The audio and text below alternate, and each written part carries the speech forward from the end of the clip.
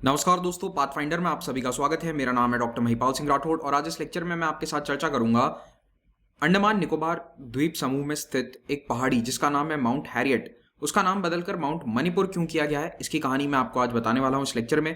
तो ये current affairs और हिस्ट्री दोनों से संबंधित है, तो इस लेक्चर को ध्यान से देखिए, सुनिए और याद रखिए। एग्जाम में इससे इंपॉर्टेंट क्वेश्चन आ सकते हैं।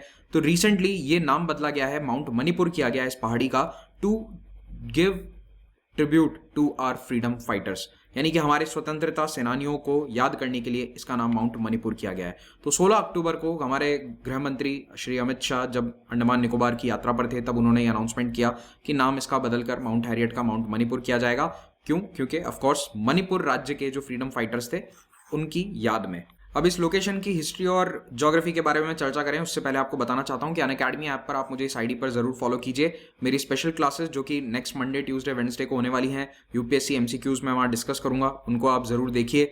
और रविवार को मेगा कॉम्बैट होने वाला है, इसमें हिस्सा लेंगे तो आपको स्कॉलरशिप जीतने का मौका है। So you can take part in this combat. Link नीचे पहले कमेंट में दिया गया है। देखिए, अंडमान निकोबार द्वीप समूह यहां पर स्थित है। आइए इसकी मैप पर एक बार लोकेशन देखते हैं। तो अगर हम अंडमान निकोबार द्वीप समूह में जूम इन करें तो आप देखेंगे कि यहां पर यानी कि साउथ अंडमान में देखने को मिलेगा माउंट मणिपुर नेशनल पार्क। तो ये है पोर्ट ब्लेयर जो कि अंडमान निकोबार यूनियन टेरिटरी की राजधानी है और इससे कुछ ही किलोमीटर उत्तर में स्थित है यहां पर माउंट मणिपुर। पहले इसका नाम माउंट हैरियट था और यहां पर एक नेशनल पार्क घोषित किया हुआ है क्योंकि यहां पर काफी डेंस जंगल है।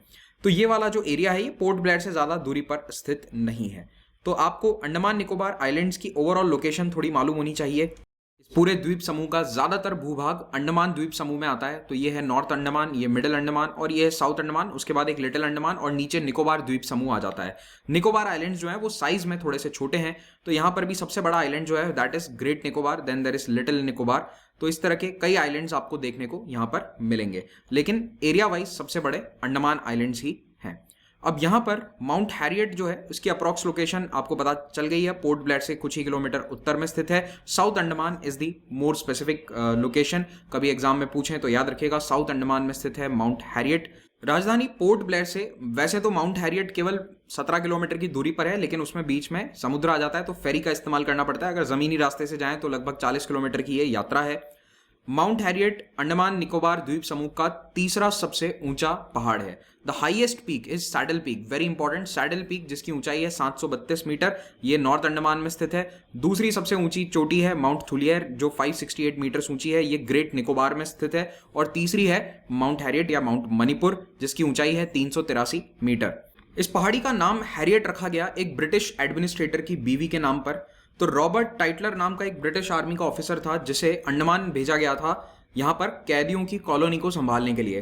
1858 में अंग्रेजों ने पोर्ट ब्लेयर नामक स्थान पर एक परमानेंट कॉलोनी बनाई। उसके पहले भी इन्होंने कोशिशें करी थी लेकिन परमानेंट सेटलमेंट नहीं हो पाया था due to malaria and other diseases. तो 1858 में ये जो आज़ादी की पहली लड़ाई हुई थी, पहली क्रांति हुई थी, उसके तुरंत बाद इन्होंने यहाँ पर अपना परमानेंट सेटलमेंट किया और बंदियों को यहाँ पर भेजना शुरू किया, कैदियों को यहाँ भेजना शुरू किया जिसे सजाए काला पानी कहा जाता था। तो इसी कॉन्विक्ट सेटलमेंट को संभालने के लिए जिस प्रशासनिक अधिकारी को भेजा गया उसका नाम था Robert Tytler. He was a army officer, administrator, naturalist, photographer और 1862 से 64 तक ये यहाँ पर तैनात थे। इनकी वाइफ का नाम था हैरियट टाइटलर, तो इनकी वाइफ के नाम पर इन्होंने इस पहाड़ी का नाम रख दिया। और हैरियट खुद जो है वो भी दिल्ली के मॉन्यूमेंट्स को डॉक्यूमेंट किया करती थी और 1857 की क्रांति के बारे में इन्होंने काफ़ी कुछ लिखा था अपने नोट्स में जो बाद में अखबारों में प्रकाशित हुआ था। तो हैरियट का इतना सा योगदान है, कोई खास योगदान नहीं है भारत के इतिहास में। अब आते हैं हमारे इंपॉर्टेंट काम पर। तो देखो, माउंट हैरियट का संबंध मणिपुर से कैसे है। 1851 में 1891 में एंग्लो मणिपुर वॉर हुआ था। इसको कई बार खोंगजोम वॉर भी कहा जाता है। मैंने कुछ महीने पहले इस पर एक स्पेशल क्लास भी ली थी, आप चाहें तो उस क्लास को देख सकते हैं उसमें, क्योंकि पूरा डिटेल्ड बैकग्राउंड मैंने इस एंग्लो खोंगजोम वॉर का दिया है और इसका लिंक आपको नीचे डिस्क्रिप्शन में मिल जाएगा। तो देखिए, इस लड़ाई में ब्रीफली मैं आपको बता देता हूं क्या हुआ था। मणिपुर का जो साम्राज्य था वहां पर एक इंटरनल स्ट्रगल हो गया था। जो प्रिंसेस थे, जो युवराज थे, उनके बीच में आपस में स्ट्रगल हो गया जिसके कारण एक वॉर ऑफ सक्सेशन होता है कि कौन गद्दी पर आएगा। इस वॉर ऑफ सक्सेशन में एक जो प्रिंस थे उन्होंने जाकर अंग्रेजों से मदद मांग ली और अंग्रेज आए, अपनी आर्मी भेजते हैं और इस तरह से वो एक इंटरनल स्ट्रगल में मणिपुर साम्राज्य के अंदर चले गए और मणिपुर में धीरे धीरे अंग्रेजों का राज हो गया। यानी कि इस युद्ध के बाद अंग्रेजों ने वहां अपना राज्य अपना राज स्थापित कर लिया। तो 1891 एंग्लो मणिपुर वॉर मणिपुर के इतिहास में एक वाटरशेड मूवमेंट है। तो इस युद्ध में मणिपुर के वॉर हीरो युवराज तिकेंद्रजीत और जनरल थांगाल जो हैं ये पकड़े गए। लड़ाई के बाद में इन्हें फांसी पर चढ़ा दिया गया इम्फाल में। लेकिन अंग्रेजों ने कुछ अन्य लोगों को, खास करके 23 ऐसे लोग जो इनके खिलाफ लड़े थे, उन्हें सजाए काला पानी देने के लिए अंडमान निकोबार भेज दिया। तो यहां पर देखिए महाराजा कुलचंद्र ध्वज सिंह और अन्य 22 फ्रीडम फाइटर्स जिन्होंने एक तरह से अंग्रेजों के खिलाफ बगावत कर दी थी, अंग्रेजों के खिलाफ ये लड़े थे इस लड़ाई में, तो इन्हें अरेस्ट करके सजाए काला पानी देने के लिए अंडमान भेजा जाता है। लेकिन उस समय पोर्ट ब्लेयर में जो सेल्यूलर जेल है वो तैयार नहीं हुई थी। तो तब सेल्यूलर जेल नहीं थी, तो क्या करते थे कि उन्हें ओपन एरियाज में, टेंट वगैरह में रखा जाता था। तो इन्हें कड़ी सजा देने के लिए बहुत ही सख्त एरिया में भेजा गया। तो माउंट हैरियट, ये पहाड़ी जो पूरा घना जंगल था, यहाँ पर कुछ नहीं था, कोई नहीं रहता था, जो पोर्ट ब्लेयर से थोड़े किलोमीटर दूरी पर था, यहाँ इन कैदियों को भेज दिया जाता है और यहाँ पर इनमें से ज्यादातर की मौत हो जाती है। अब 2003 में मणिपुर से एक जर्नलिस्ट का यूनियन है माउंट हैरियट, ये आए और इन्होंने बाद में आकर डिमांड करी कि इसका नाम जो है यहाँ पर या तो नाम भी चेंज किया जाए और एक मेमोरियल बनाया जाए मणिपुर के इस खोंगजोम युद्ध के मेमोरियल में, मेमोरीज में। तो अब वो काम पूरा हुआ है और इन कैदियों को जब यहाँ लाया गया था तो इन्हें काला पत्थर भेजा गया। काला पत्थर क्या है? वही माउंट हैरियट के टॉप पर एक ट्रेल है। इसको काला पत्थर क्यों कहते हैं? क्योंकि यहाँ से अंग्रेज इन कैदियों को ले जाकर समुद्र में धकेल देते थे। इन्हें पहाड़ से नीचे गिरा दिया जाता था सीधा समुद्र में। तो ये काला पत्थर via gun point view point है, आप कभी वहां जाएं तो इसे जरूर देखिएगा। मतलब किस तरह की यातनाएं दी जाती थी हमारे आज़ादी के लड़ाई लड़ने वालों को या भारतीय लोगों को, वो आप यहाँ पर देख सकते हैं। तो यहाँ पर इन्हें लिटरली पहाड़ से धक्का देकर मार दिया जाता था। They were push down the ravine to their deaths. तो ये काला पत्थर ट्रेल वहीं पर स्थित है। फिर माउंट हैरियट में एक डेवलपमेंट हुआ था वर्ल्ड वॉर के समय, जब यहाँ पर जापान से हमले की आशंका थी, तो एक एंटी एयरक्राफ्ट गन यहाँ पर लगाई गई थी क्योंकि ये काफी हाइट पर है, तो पोर्ट ब्लेयर पर हमेशा हमले का खतरा था। इसके अलावा माउंट हैरियट एक और कारण से फेमस है। अगर आप कभी 20 रुपए का नोट देखें तो उस पर ये शानदार सीनरी बनी हुई आपको नजर आती है। ये माउंट हैरियट से लिया गया चित्र है। माउंट हैरियट से इस तरह का सीन नजर आता है जो 20 रुपए के नोट पर आपको देखने को मिलेगा। वहां से ये नॉर्थ बे साइड का जो लाइट हाउस है, इसका दृश्य पूरा नजर आता है 20 रुपए के नोट पर। यहाँ पर पहले कोरल्स भी हुआ करते थे, लेकिन अब वो ग्लोबल वार्मिंग के कारण, ओशंस के टेम्परेचर बढ़ने के कारण पूरी तरह से ब्लीच हो चुके हैं। तो ये भी माउंट हैरियट से लिया गया एक दृश्य है। अब 1969 में यहाँ पर एक रिजर्व फॉरेस्ट स्थापित किया गया इस पहाड़ी के आसपास, क्योंकि यहाँ पर काफी अलग अलग तरह के फ्लोरा फौना थे, इन्हें प्रोटेक्शन की आवश्यकता थी। 1979 में इसे नेशनल पार्क का दर्जा दे दिया गया, तो ये बन गया माउंट हैरियट नेशनल पार्क।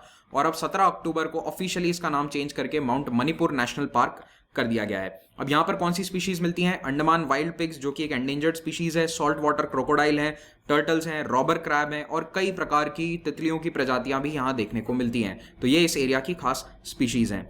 तो देखिए 16 अक्टूबर को जब हमारे गृह मंत्री वहां पर विजिट कर रहे थे तो उन्होंने बताया कि मणिपुर का जो रोल था ब्रिटिशर्स को रेजिस्ट करने में, लिटरली एक लड़ाई हुई थी जिसको शायद इतिहास की किताबों में उतना स्थान नहीं मिला है एंग्लो खोंगजोम वॉर को। इसीलिए हम पढ़ाते हैं यहाँ पर इस तरह की चीजें आपको, चाहे वो उधम सिंह हो, चाहे वो खोंगजोम युद्ध हो, सबके बारे में मैं आपको यहाँ पर पढ़ाता हूँ। तो इनको जरूर आप देखिए, क्योंकि देखिए सारी चीजें किताबों में आ भी नहीं सकती है, टू बी वेरी ऑनेस्ट, वरना किताबें इतनी मोटी हो जाएगी, फिर आप लोग कंप्लेन करोगे कि किताबें बहुत ज्यादा मोटी हो गई। बट एनीवेज ये बहुत ही एक इंपॉर्टेंट इतिहास का हमारे चैप्टर है।